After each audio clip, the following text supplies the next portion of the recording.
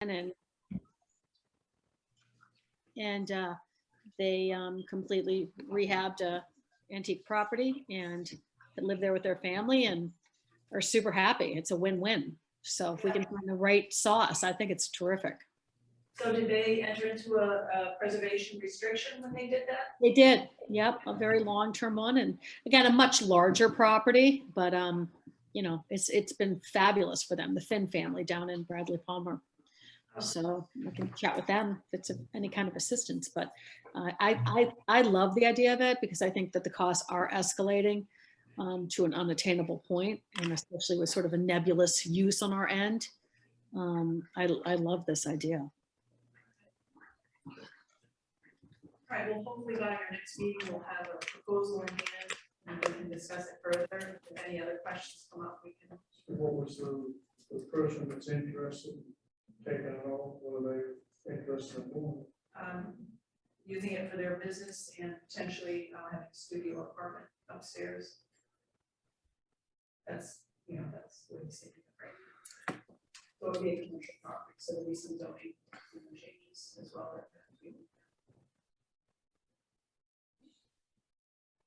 But I mean, this is not, you know, done specifically for that project. I'm just saying that because it is potential interest, it's worth, you know, moving forward with this. Hey, babe, come on in. Are we in the right place? Yes, you are. So they want to run a business downstairs and a studio top. That's the current thought. But if we're going to do this, there may be other options or and other, perhaps a nonprofit that would be interested in it. So will this be a lease or sell it? That's up to be determined.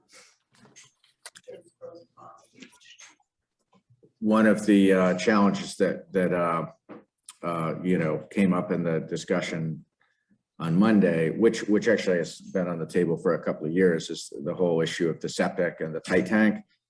I met with Blake Seal last Thursday, and he, you know, wanted to make sure we understood that the Board of Health's approval of the use of a tight tank is basically contingent on the building being in the use that it's been in historically.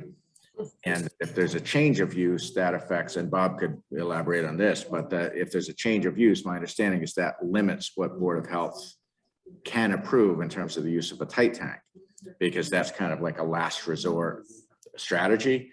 And so I sent a note to Paul on Monday to try to understand when the Board of Health did take that initial action to say a tight tank could be used, what use or uses is the Board of Health considering that the building is in or has been in historically, and what use or uses could the building be used for that would not constitute a so-called change of use. You know, and I included a couple of examples. Would office space fit within what they think of it as being historically, for instance, whereas residential would very clearly be a change in use. And so I sent a couple of questions to Paul, and what I got in response was like another 6 or 7 questions back. So, and a suggestion for a number of us to meet. And so I just got that, I think yesterday, and I haven't, you know, obviously had time to do that. But I do want to kind of circle back, because I feel like the health department and the Board of Health are the best position to answer the questions I've presented, and to like, I don't know, you know, for meetings for me and Wayne and so forth, like that's just going to slow it. I kind of need answers to the question. But it's a potential real problem. Yeah. I don't see how you could do a tight tank with a change of use or something awful precedent. Right. So it seems like office space would be consistent, right? We're talking about meeting Seems to space. me, but it's not, it's up to the, Yeah. you know, and I don't know, it's not, you know, it's not totally clear. You know, Paul listed, you know, and just a list of things that in his lifetime the building's been used for, and it's been, you know, a range of things, but it's you know, I think it's something that the Board of Health is going to need to give an answer. It's been pretty much used for, well, started out as a library back in the early 1900s, when they closed the one that was in the center of town. When this building burned, they used it for an elementary school, at least one of the couple of the grades. used it as a classroom. So, I think it remained as a library until they built the present library. The Legion bought it in 1924. They have been the sole owners up until they sold it to the town. I went through all the records that we have in the water department back in 1960. 60s, 70s, and 80s, there was a fair amount of water use done every year. Starting in the 20s, I mean, in the early 2000s, it went from like 20 or 30,000 down to about 1,000 or 800. So it hasn't had to use. Typically, it's been, they used to have, if memory serves me, they used to have dances there at least once a month. And they had their regular, meetings of the Legion, Legionnaires, but that's pretty much it. It was pretty much the Legion function doing whatever they were doing. It was, it was more, if you will, private than personal thoughts on what was going on. So, Yeah, and so this potential to have a studio apartment or residential, that was initial discussion. I have no idea if that's still. Well, if you go by what the building was for, a meeting place, a studio apartment and a small office would be a lot less use. A function hall place. yeah, it would. So if you go that way. One of the things we have in the Board of Health, there is no design for the septic system in that building. So we have no idea what it was originally designed for. So, and I don't know if your dad may have done some work on that. I remember there is a septic tank there and there was some sort of a drywall. There was something We there, couldn't find it. We went last. but, Pretty well, they put that new thing on the side. yeah, they went through it, not there, gone through that tank already, so. So is Anyway. this something that could be discussed in the next Board of Health meeting, just to kind of get a sense? We kind of talked about it this last one we had. Okay. And again, we're coming, we don't know what the design. Right, so it's a Design for. general question. What happened with that neighbor that was gonna give us the east? Well, we had discussions with him and it's not, we kind of, ever since we've thought it was going to be a tight tank, we haven't really pursued that. But we could pursue that and see if they're still interested and still open to that. That would be the best way. Yeah, and I think that adds, that's gonna add significant cost to it, because now you're gonna get 3 easements. Put the line from the village out to there, so. No, not that I know of. No, there's an easement on the Drake's Landing that goes up the side, up the edge, but it doesn't, there's no easement on the abutting property. Right. Right. So you only need one. So, Yeah. But wouldn't you need to pump the septic up gradient? Yeah, It's not a big deal. okay. Just an added expense. One more quick comment on residential use of a historic property.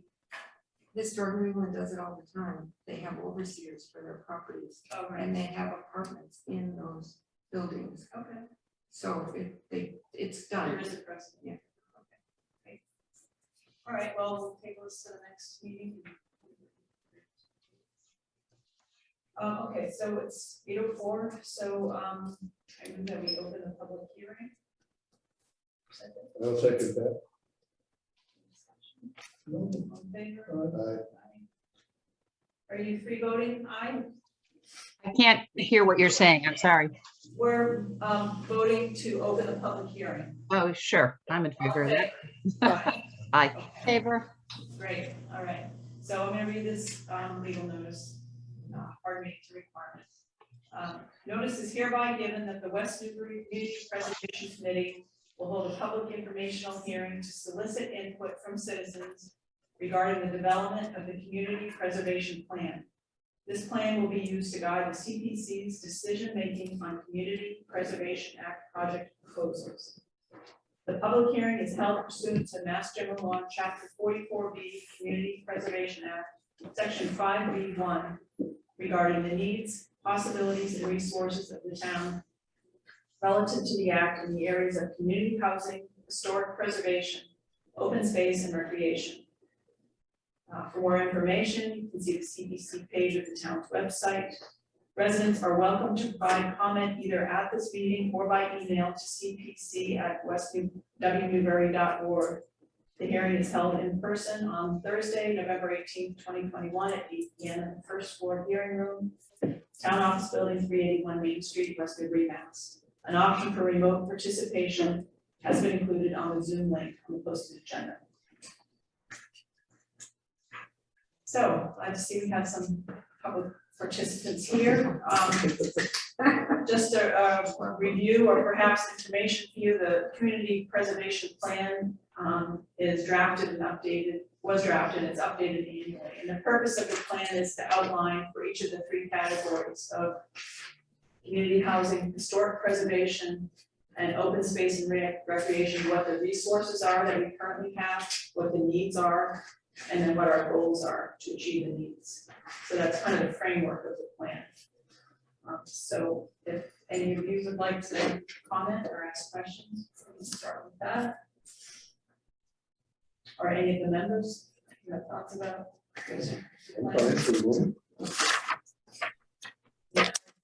Let's say Barbara and I are working on kind of revamping the current plan. I mean, all the content is there, but it's kind of in the format of each of the source documents it came from, so it's kind of hard to have a continuous flow that identifies resources, needs, and goals.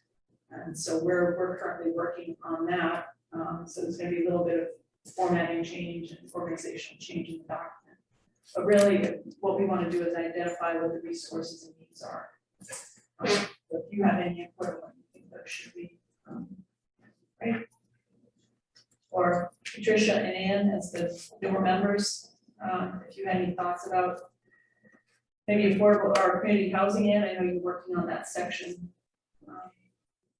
It's a little unclear to me what we're doing now. Are we trying to update our written plan? And if so, I think I would need to see a draft of what we have today. Okay.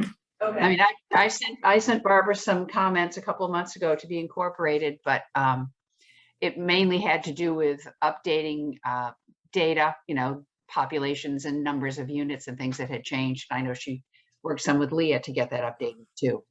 Yeah. So what would you think are the resources in terms of community housing that we have? You know, the current community housing properties, right? I don't understand your question. Well, You're asking me what affordable units exist in town now? I'm asking you what you think maybe our resources or our needs are for community housing. And that's one of the things that the plan is meant to. Right. Well, I think the plan refers to the housing production plan that was most recently done with the help of Merrimack Valley Planning Commission. And I also think, as we see on our agenda, sorry about that, my phone. Later on, we're trying to form an affordable housing trust and an affordable housing bylaw, and all kinds of affordable housing initiatives are underway. So I would say I would expect that to, you know, to be the focus. And I would suggest that, as is done in other communities, I know regularly in Newburyport, every year there's an appropriation made from their CPA funds to their housing trust fund, or whatever the name of it is in that community, you know, as a matter of course. So I would say supporting whatever entity works on affordable housing and making sure that we fund their kitty to the best of our ability. So that could be a goal. You know? Yeah. Okay. And just to address your comments, I did incorporate everything that you sent me, and it was very helpful. And then I passed it to Leah. And Oh, great. she added a lot of information. So in my estimation, that section is in really good shape. But after Wendy and I started looking at the overall document, it's really long and cumbersome. And so what we're looking at now is using Manchester, Massachusetts plan as a model to tighten the whole thing up. So what we'll do is, if everybody agrees, to use that model, and it would be good to look at the CPC, the CP coalition website and look at the Manchester plan to see how simple it is. And then what we would do is use that model and then take the information we've already established and add in all those nice updates that you made and Leah made. And then we would incorporate them into a tighter format. We have a lot of, the historic section is finished in terms of data and information. We have a lot of data on housing, and we did get some input from the Open Space Committee. So I think the place that we need the most help with in terms of just understanding the needs and goals is recreation. Yeah, I think, when looking through the open space and recreation plan, a lot of that information is available. Because the Parks and Rec did work with us on the open space and recreation plan. So I think all of it's there, we can pull it out. So I think the purpose of tonight is to identify if there are any new needs that have been identified or resources. Is the plan as it exists now available to see? Yes, it's on the Community Preservation Committee website. And that's updated as of 2 years ago, I think, January 2020. It was supposed to be done annually, but we didn't really understand that until I contacted the coalition. Mhm. We're working on a grace period because of COVID, so Right. it's not updated since 2019. And we're going to try to get it finished this year. And from here on in, if we tighten it up, it will be updated. Hopefully, it'll be a simple process of updating it. And that would be Every done year. right after the public hearing going forward. That's how it's supposed to be done. Yeah. The idea is to get input from the public and then update the plan. That's how it's supposed to be. Is there a mechanism for reviewing the plan to see if we're proceeding according to the plan? Yeah, I mean, it seems to me that should be part of the annual review of it. Yeah. Maybe that's a good point. But I think because we're revamping it and simplifying it, I think it'll be easier to look at it and say, yeah, we're there, or we're not there, you know, as a citizen, it's not commenting on it. But right now, it's a really cumbersome document, and hard to get a handle on where we really want to go with the goals. So great that you're putting that effort in. When you refer to resources, are you talking about, so we're talking about affordable housing, for example. One of the resources to look at, of course, would be what land the town currently owns that might be appropriate for affordable housing, or what land might be coming available that would be appropriate to keep our eyes on. So I don't know if that's what you mean by resources, but it would be great to have a list like that that we identify as land that's potentially appropriate for affordable housing. Keep an eye on it very closely.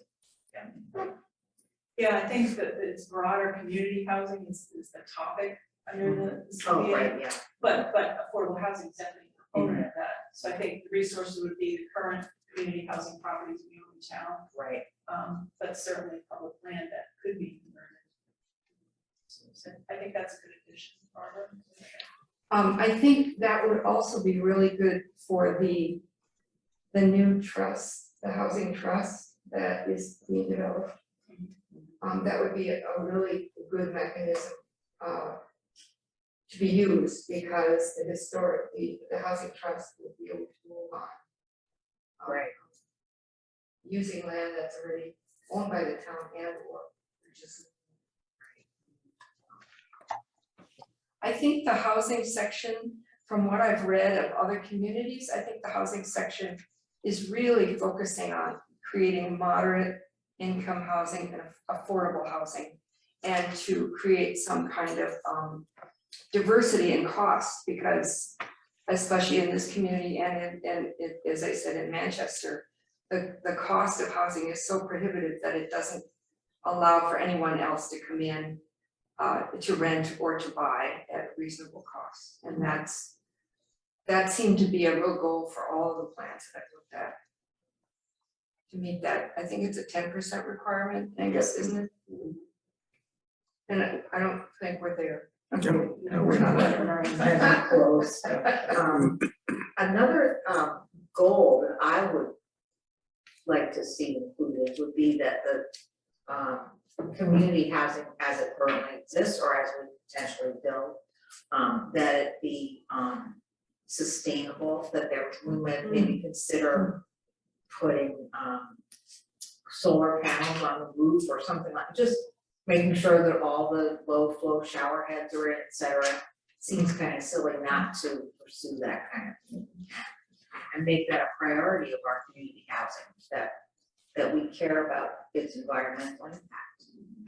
Isn't that stuff all part of green community program?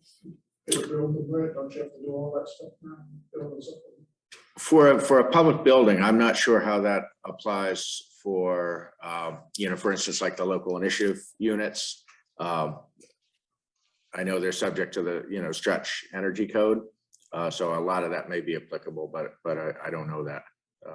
I mean, I think the building code generally has become much tighter on those issues over the last several years. What about historic? We see our resources being other than specific properties that are. So right now, we've at the meeting last night, we voted to include 4 of the bridges in town in our historic site survey.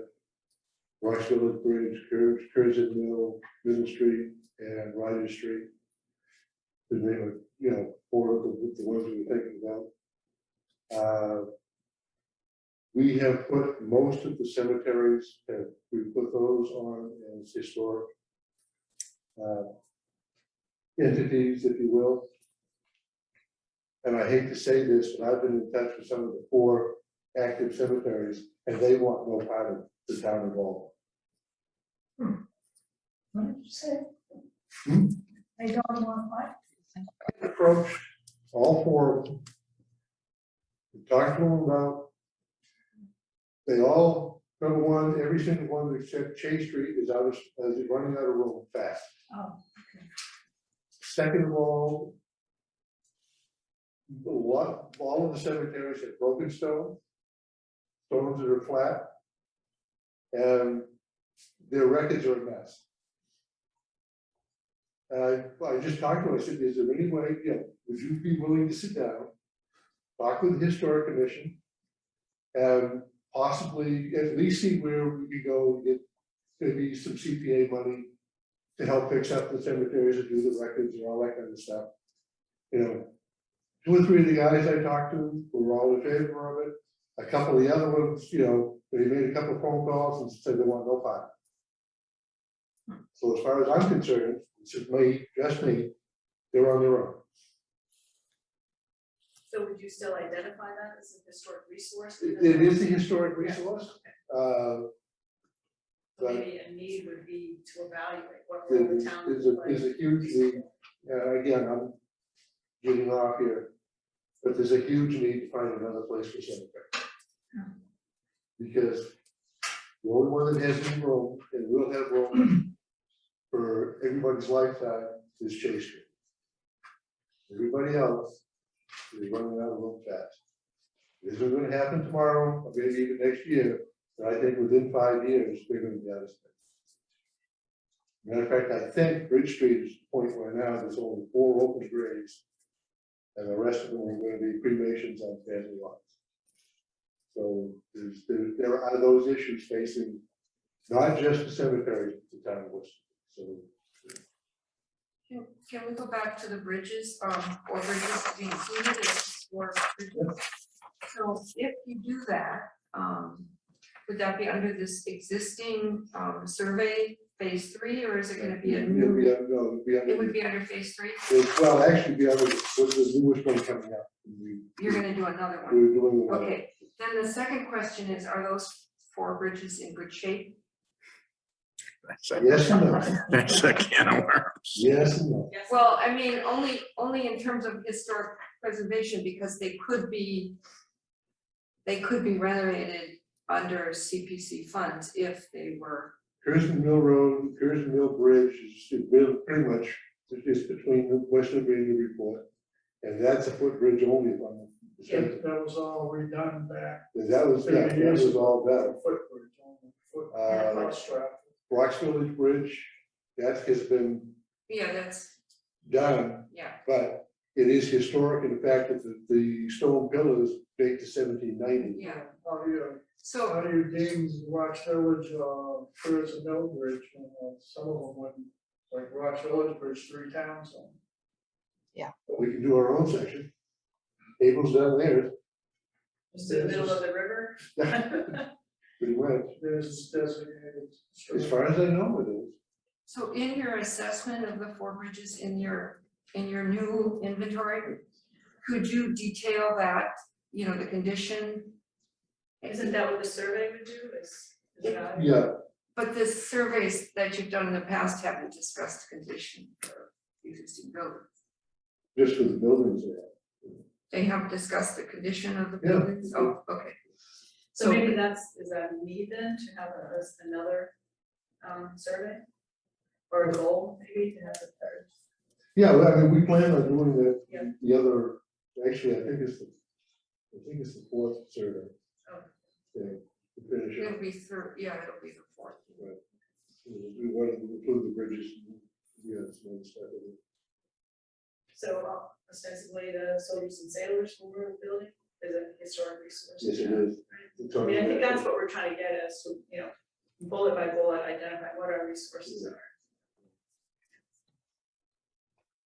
Any other input on historic resources or needs? Yeah, I have a comment about the bridges. Yeah, Except for Rogers Street, they're all in multiple towns, as Gary pointed out. I think the Rocks Village Bridge, which was extensively renovated recently, already has some national protection, doesn't it? That I don't know. Yeah, I'm pretty sure it I does. don't know.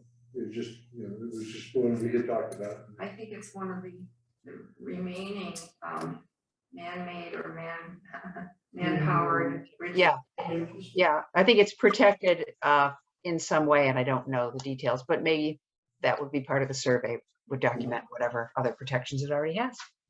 yeah.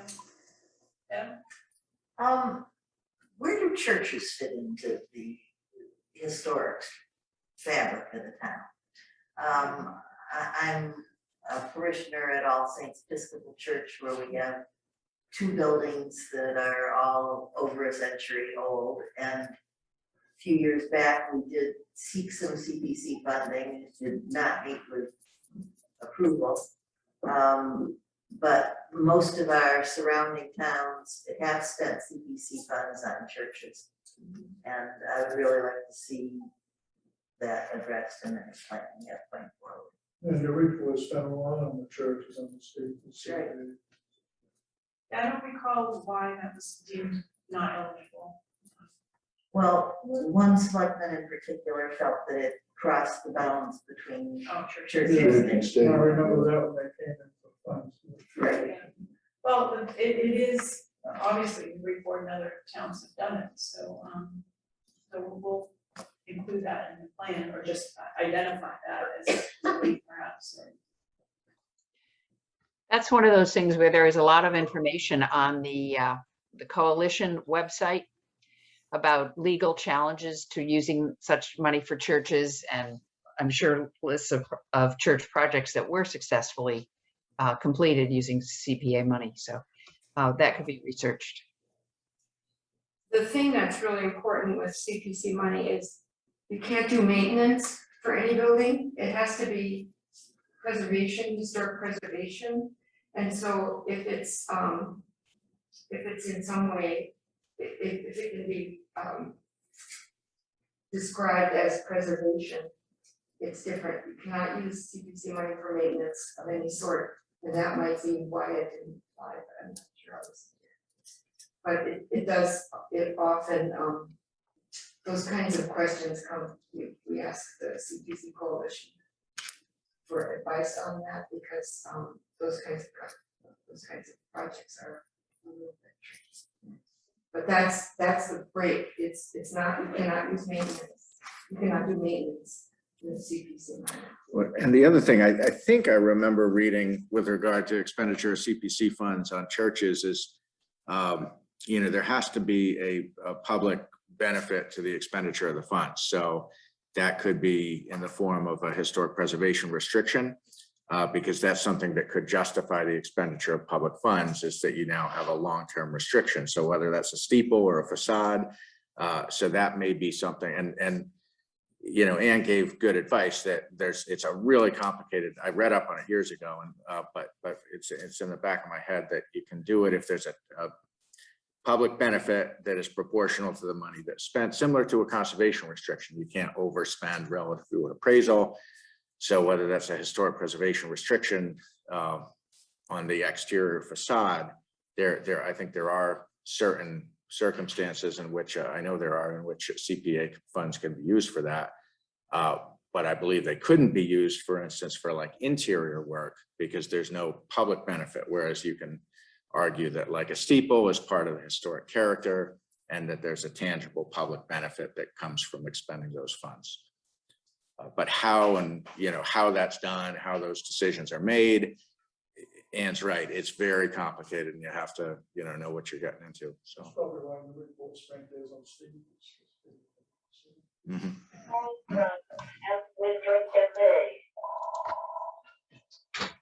Kevin, were you gonna? No, Okay. Any other comments on the historical preservation part? Well, further question. Arguably, the St. John's Hall, which is building right next to All Saints Church, was built as a community center in 1910 by the Emerys. And if you've never been in it, it's a beautiful medieval guild hall with a stage and a kitchen, and there could be public benefit in its use. Also, it's a little premature to even discuss this, but we're starting to talk to the diocese and a couple of other interested parties about creating some affordable housing on the back side of that building, heading out into the parking lot that was renovated in the early 2000s. Don't know exactly where it's going to go, but can you have a blend of both historic and housing? And does that qualify for CPC? Mm-hmm. Yes, yeah, you can definitely have a project that draws from multiple buckets if it's eligible. Good. Good to hear. And so that would arguably make it a stronger project?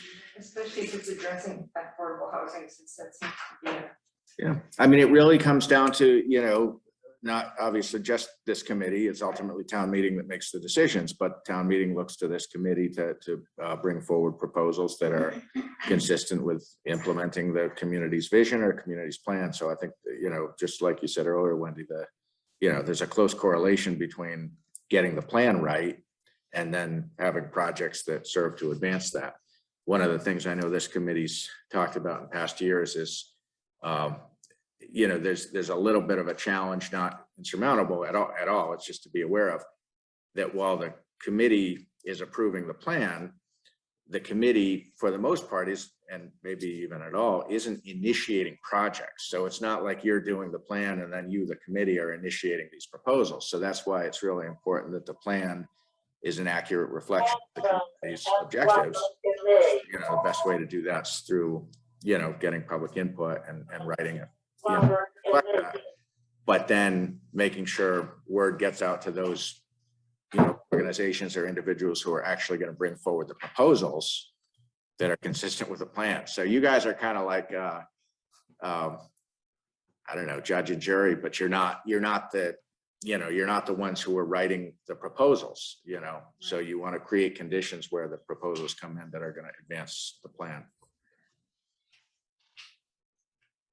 So I think, just to bring it back to Deb's point, if part of what this committee's objectives are that come out of this process, and it's reflected in the plan that, in making investments of CPA funds toward restoration of the exterior of historic buildings, not including, secular, non-secular, blah, blah, blah, that's going to make an application stronger because it's going to align with the objectives of the plan. Whereas if your plan is silent on that, then it's kind of like trying to fit a square peg into a round hole. So I think if that is something the committee wants to see, you should be clear about that in the plan. Or we should. I'm a non-voting member, so we should be clear on that. So Angus, if say, just theoretically, if a church came in for structural changes to the exterior and affordable housing, it would fall into two categories. Would they present it as two separate projects? no, one project pulling from multiple buckets. And you can do that? Sure. Done it before? Okay. I don't know if I've done it before, but I know you can do it. Yeah. Should we move on to open space, open category? I think we have a lot of resources. Patricia, you would probably agree, right? Sorry, Wendy, what? I said, I think we have a lot of resources in the open space category. Yeah, I think we have a lot of resources. Barbara did a good job kind of summarizing the high points from the open space and recreation plan. I did give her some additional information that just sort of brought events forward since the open space and recreation plan. We have a lot of resources, open space wise, but taking our cue, I think, from the 2018 open space plan, it's pretty clear what the goals were that were set forth in there. So I think they can be just lifted out and used in the CPC plan. Yeah, and I think the third goal was to have recreation for all ages and abilities, so that would tie in the recreation part of it. I don't know if you saw that, Barbara, in the open space section, we had actually was a recreation goal, because it just came from the plan, but. It didn't catch my eye. I mean, I noticed in some of the other community plans that, and even trails, passive recreation was part of the recreation bucket instead of the open space bucket, and they focus more on land purchasing for the open space. I think the recreation section, and it's not a separate section because everyone else in all the other towns use that bucket as open space / recreation. But I think the recreation missing piece is fields, playing athletic fields and things like that. And I think there is a lot of interest in using the trails for recreation, for hiking and running and horseback riding, etc. But the actual other part of recreation, the fields and playgrounds is a little bit scanty, I think. Yeah, well, we definitely have the resources, the pipe safe fields, the action pool fields, the action playground. I mean, Wendy, what other resources do you think in terms of recreation that we should highlight in the plan? That's a good question. We had a park and rec meeting last night and we all agreed we weren't prepared for this meeting, so we apologize. We are talking about some, sorry, my dogs, that's why I've had us on mute. We've had some discussion on parking is our big thing. We are definitely looking at trying to procure some CP funds for a traffic study to better facilitate parking for all stakeholders up at Pipestave. That's our number one priority at the moment. We have many other ideas, but nothing really to discuss at this point. Yeah, I know, I saw on your agenda, and I know you talked about the farmer's market idea. Yeah, we're excited about that. I'm actually going to put out some information. We really need a committee. It's not just, I've spearheaded it, but it's much more than a one-person job. So we are going to be seeking some input from that. We were thinking also maybe potentially in conjunction doing some, not quite farmer's market, but support and resources up at the field. So potentially vendors for food, sports memorabilia, that just something to create a little bit more for our bystanders and kids up at, Action Cove, I'm sorry, at Pipestave. So, you know, it's exciting times on Park and Rec. It really is. Like, we've got a lot of different things that we're looking at doing. And, you know, big picture stuff like, you know, pickleball for seniors and, you know, just more than just sports. Let's just put it that way. Yeah, I think activities for the older part of the population is an important one. I mean, could that? I completely concur. Yeah. So could a farmer's market type thing be one of the goals for the plan? Absolutely. We're actually, you know, I'm kind of working right now as we speak on, you know, where can we have it? We're just trying to figure out best locations. We're talking to the folks at the Laurel Grange. They were going to bring it up to their board. We were also thinking the old town hall training field. So yeah, the farmer's market's a big priority for us. And that would also be supporting the agriculture use in town, you know. Absolutely, right. Crafters, any kind of vendor that, you know, and everybody that brings their wares that, you know, that wants to. It's a bigger project than you think, though. You know, you need a marketing manager, you need a social media manager. It's you know, can start off small, but I think almost starting off too small can be the kiss of death. It's sort of why Laurel Grange has had challenges over the years. It needs to be kind of a professionally produced thing, and we're so lucky to have Brad Boucher. He's so amazing. Guy just knows everything about everything. So he's been really helpful with that. So yeah. So our big thing right now is focusing on parking up at Pipe State. Yeah, okay. Any other input on open space or recreation? One thing I noticed reading the Manchester plan is that they listed their open space parcels and highlighted specific features of them, and they actually had a video in their plan. And it made me want to go to Manchester to find those places to explore. And I wonder if that's something we could add to the plan to kind of shift the focus outward a little bit more, to invite other people to use these beautiful open spaces. Maybe people don't love that idea, but they're incredibly gorgeous here, and you have so many of them, and I don't think a lot of people even in the surrounding communities know they're here and know how to get to them. So I think in the plan, when we rewrite it, we could actually talk about that a little bit more. So a description of each. Either a description or That shows where they're located. you know, have a reference to our maps. Yeah. To show access points. Yeah, there's several maps in the open space plan that, you know, perhaps we use or start from. Wendy, we also have, all you need to do really is a link to the open space website on the town website, which has all of the maps and has a lot of photos of our properties. Yeah, so that's a resource, right? Yeah. You know, it has that all, yeah.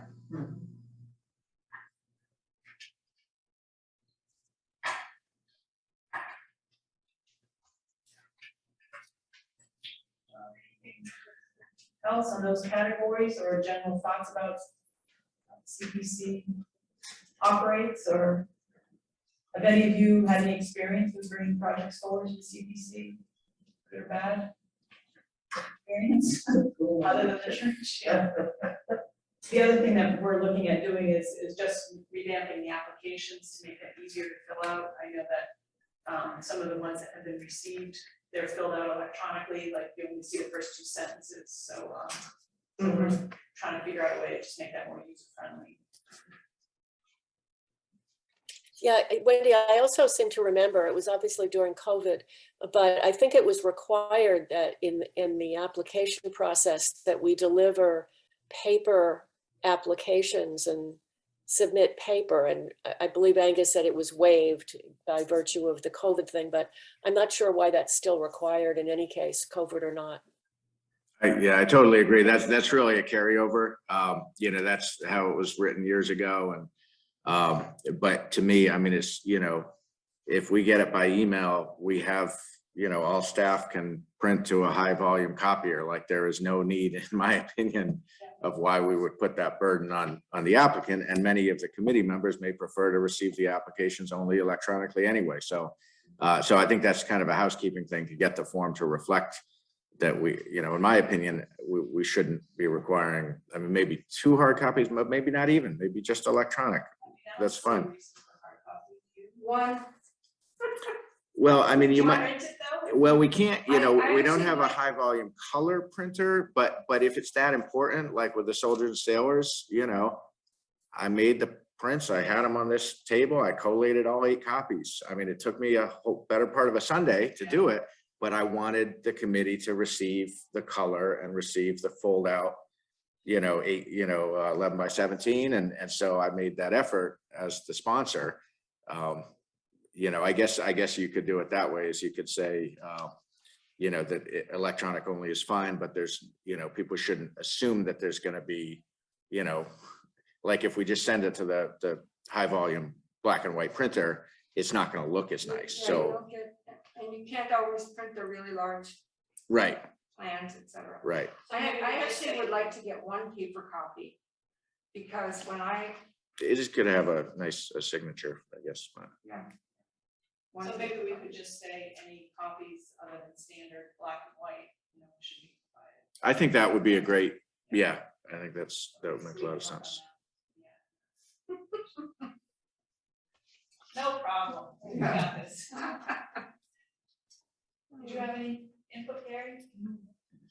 One thing I'll just mention briefly is something that I don't think we need to fund, but just that people may wonder about. As people may know, our housing production plan is good for another roughly 18, 19 months. It goes through June of 2022. And I have been in regular correspondence with MVPC, Merrimack Valley Planning, and I was just in touch with Gerard earlier today, and they've been working with DHCD because all of the housing production plans in this region all have the same expiration date. He does anticipate that MVPC will be seeking funding to support the update of those plans, just like they did with the original drafting of the plans a few years ago. And so I asked him specifically, should we be budgeting to update our housing production plan for, you know, a year from June? Or do you think there's a good chance MVPC will get, you know, pursue grant funding and do that? And he thinks that they will be, he thinks they will pursue grant funding. He thinks they have a really good chance at getting grant funding because all 15 plans expire at the same time. He thinks they'll be very competitive. So, well, you know, 8 months from now, that could change. Sitting here today, it does look like we're going to probably be able to update that housing production plan without having to come to CPC for the money to do that. So. All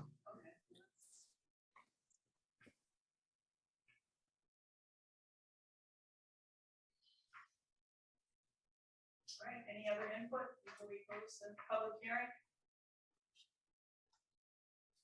Okay. I move to close the public hearing on the community preservation plan. Second. Any discussion? All in favor? Aye. Aye. Aye. And aye from the dogs. Okay, well, you all are welcome to stay for the rest of the meeting. I'd like to hear about the housing trust. Okay. Yes, it is. So, so this is just an update on where we stand with that. As you probably remember, it was voted at the special town meeting to adopt the housing trust regulation or law. So the select board had decided at this past Monday's meeting to establish a committee to look into all the issues surrounding affordable housing in town, to conduct a public hearing, do some outreach, try to see what residents want, and then to determine what the bylaw would look like. And the idea is to bring a bylaw to annual town meeting so that the voters have a chance to approve the makeup of the trust and how it will operate and those kinds of things. So that's where we are right now, and I just got the notice tonight that it went out by email that the call for people that are interested. So the plan is to collect applications. If you're interested, it's on the town website, and there's we already have a page for the Affordable Housing Trust Committee. So check that out, and then at the December 6th meeting of the select board, we'll be voting or appointing people to the committee. it's pretty fast time track from December 6th to, I think, March 30 probably, for this committee to do all their work. But we have a handful of people that are really interested in this and ready to move forward, so. I would definitely encourage anyone with any interest in the topic to, look at the announcement that went out, and I put it up on the screen share, and there's a lot of resources there. This page was just developed in the last week and a half or so, but some of the links, like I'll go to this first link here. We had set this page up, Leah and I primarily over the summer, and it's not working. Shoot, we were trying to make the hyperlinks, anyhow, crying out loud. I gotta fix that link. There was an issue with the persistent links they were going to the landing page rather than to the, oh shoot, maybe it's from, shoot. Well, I opened the charge from that Yeah. page, that was, so maybe, Oh no, all right, well, I botched up the links, so I'll have to fix that. they're all there. Well, they're there, but I gotta fix it. What happened is, and this is a wonky thing, but this is what gobbles our time, is Leah had pointed out that the links go to the landing page and then you need to click a link. And Christine had left for the afternoon, so I went in thinking I would try to fix it, and I seemed to muck it up because they all worked. Yeah. They all worked 6 hours ago. Anyway, Well, but we know that we'll get it. we'll get it fixed. And but this top one, this affordable housing page, Leah and I put that together a couple of months ago, and it's got a ton of information, not just local and regional, but statewide, on how to get on waiting lists, how to apply for affordable housing, how to determine if, if you're eligible for affordable housing. There is a tremendous amount of information. So we've really bulked up the, housing, not just section, but several sections of the web page over the last, 6 months or so. So are the trustees of the Affordable Housing Trust appointed by the select board? Yes, they will be. So what the bylaw, this committee that's working on the bylaw will specify the membership, not who they are, but what roles or experience. And how many, et cetera? Yeah. What their terms are. Right. So the terms are 2 years, I think, but you do it so that they alternate, so you're not all. Yeah, staggered at the same time, yeah. So, so the reason I put it on the agenda, other than just updating, is that, at some point, we will be discussing the transfer of funds potentially from the CPA account to the Affordable Housing Trust. That's one way that many trusts are funded. So I just wanted to bring the topic up and see if anybody had any thoughts about that. I mean, some towns just do a blanket transfer of the entire community housing piece goes to the trust. Others do it on an annual basis so that the town can vote on it. So we're really. Well, you mean they do a blanket order I've heard that would some just towns- go every year? I think, What it is, it's 10% of the total CPC budget for the year would go to housing. And then it would go to the housing trust if that's what the committee wanted. So I do have a question about that. Has there been like a collection of CPC funds for housing that we have used? Is that all added up somewhere? yeah, some of it has been used for housing properties in town, but there is a balance. Do you have a balance? I'm looking. I think it's about, because it was largely drawn down by the kitchen bathroom renovations for the Hills and Boynton Court. And so I believe the balance is basically going to be somewhere around the current year's 10% allocation on the order of 55,000. That's not, I don't have the numbers in front of me, but I do know that the Hills and Boynton Court basically drew it down to close to zero. So, but there's an additional amount of money in a inclusionary housing separate account, which has a balance of just short of $200,000 in it as of right now. So, What does the general fund have? oh, and the overall CPC? Current, Well, the unallocated. Yeah.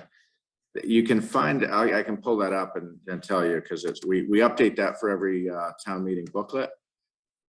In the FinCom booklets. Oh, it would be in that. I got this off the CP, the coalition website for this year. And I guess what we were looking at, I guess my other question is, what is the process? So the bylaw committee, town meeting passes the bylaw, and then we appoint the trust. And then the trust, then we're talking about the money. So we're not really talking about any kind of money decisions right That's now. correct. That's definitely down the road. Right, and that was the reason to do it this way, because a lot of people had questions, Right. maybe concerns. Right.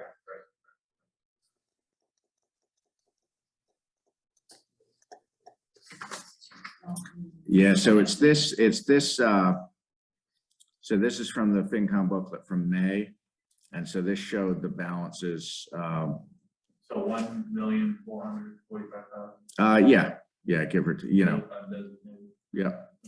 But then also the reserve at the end of each year closes out to the undesignated, but then we had some things funded out of that. The Coffin Street, a portion of that was out of undesignated, so that 700. but again, there's the reserve. That's something that's builds up and then each year kind of sweeps into the undesignated. So, That's so on the website. yep. And so those funds could be used for affordable housing as well. That's right. Yeah, the 10% is the floor, not the ceiling. So And I do understand that there might be another $10 million in state ARPA funds that might get designated into CPC statewide. So, and not about CPC specifically. yeah. Well, it's still, I have to, you know, I would keep you. Please do.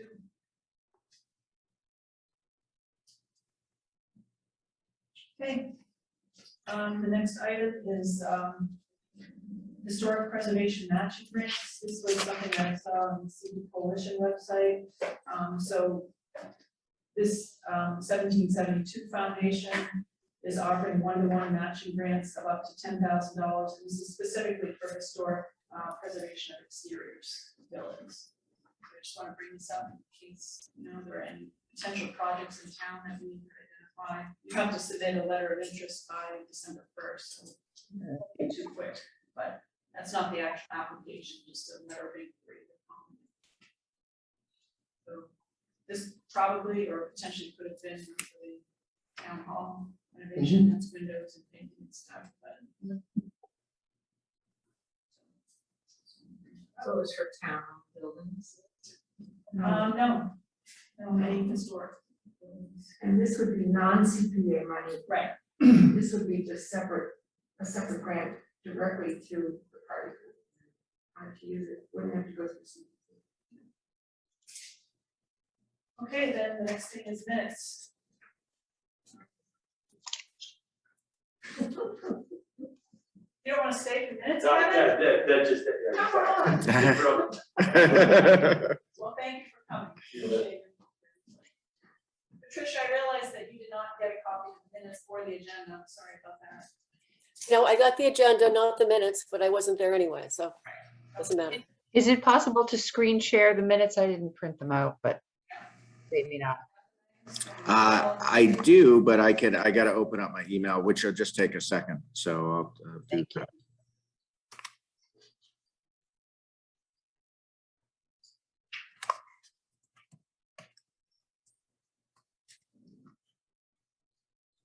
So while he's doing that, I'm just, in terms of schedule on the CPA, the plan, I think what Barbara and I had talked about in order to get this finished by the end of this year is for her and I to work on edits and have a draft within 2 weeks to distribute to the committee, to give you, we can do it, Barbara.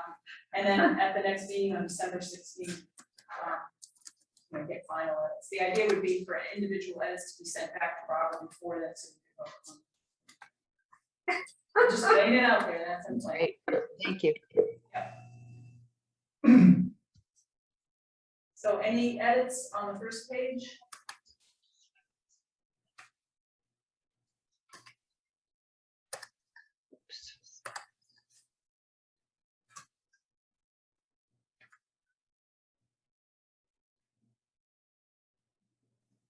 I think, Barbara, your actual title is CPC Administrator. Yeah, So let's correct that. oh, I think I put administrator, Well, maybe not. let me do track changes just so we can keep up with, but yeah, that is your actual title. Oh, please don't do that. I'll do it. Change it. I'll accept them before I send them back to you. It's just so everyone can follow during the meeting. It's too much technology for me. So, and that, at the last sentence before the warrant committee, the CBC staff member should also be CBC. No, I think that's fine. I just, but there, that term has fluctuated and a conscious decision was made to make sure it's CPC Administrator. On the second page.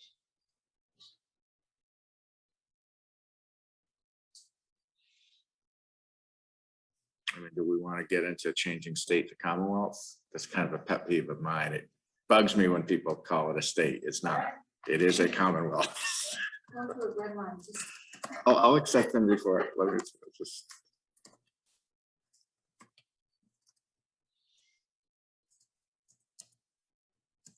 oh, state two. Yeah, good. That was the only one. Okay.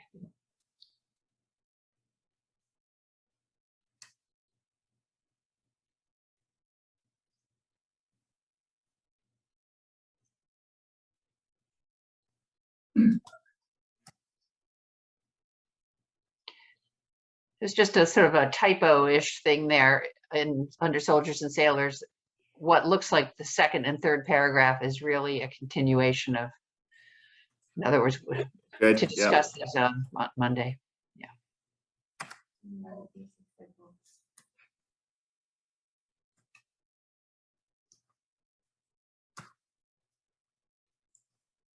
This is where traction gets so annoying. Really. Hit delete right there.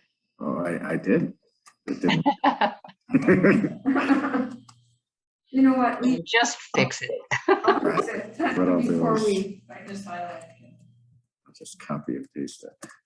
There you go. Anything on the playground?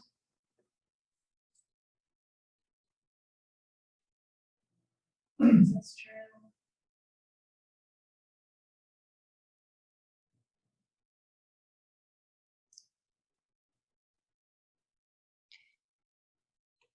I realized in reading these earlier that I did not do what Barbara asked and give her some language to add to the application form, but it sounds like we're going to be reviewing and revising that form anyway, so.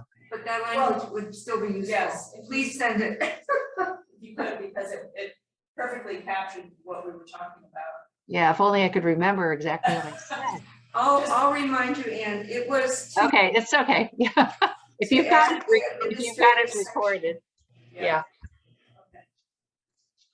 All right, anything in this section, administrative matters? Or did anybody have any edits on the minutes? We don't have to scroll through all of this. No. Okay. Have a motion to approve Second. administrator. as amended. I did see that. All right, any discussion? All in favor? Hi. Bye. Okay, Patricia is abstaining.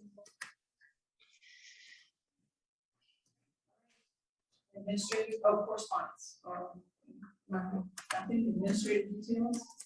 We've covered all of them. Okay. The one thing I would note, Ann, that was a great, comment on the posting of the agenda. That just so people know, the reason,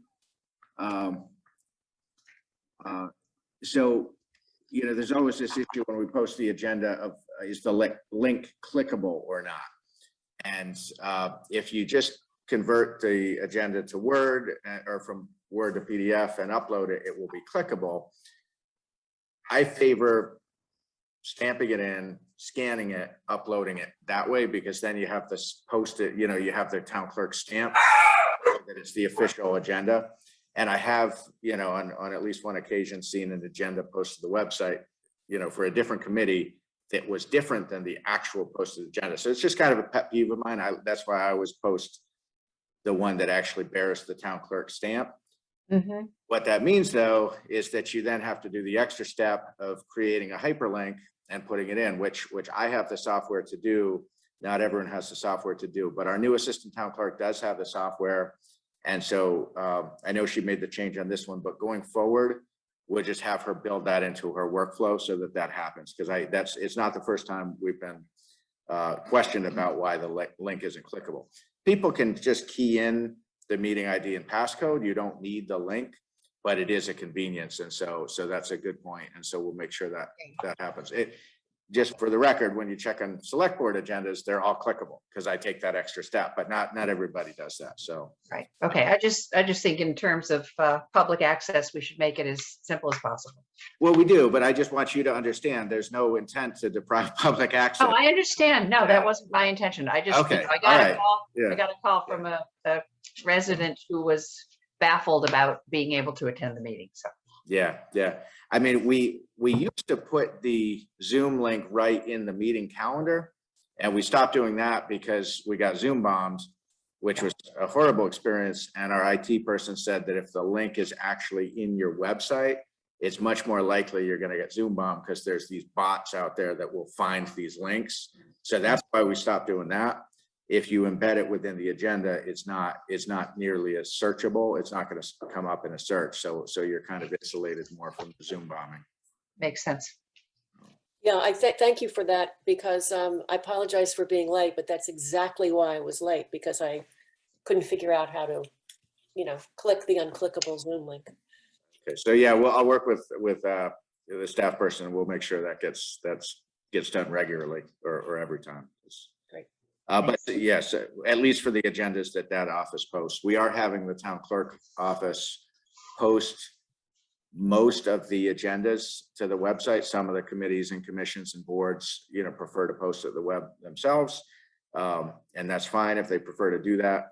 But now that we have more staffing hours in the clerk's office, it makes a lot of sense to have the same person do it. That way the same standard is applied every time. I mean, for instance, sometimes you see agendas where they forget to click the button, so it doesn't flow through to the calendar. That happens, and when I see it, I go in and I fix it. But, we're trying to get more of that consolidated so that it's always done consistently, regardless what board, committee, or commission is actually posting. Motion to adjourn. Second. All right. Thanks, everyone. Thank you all. Thank you, everybody.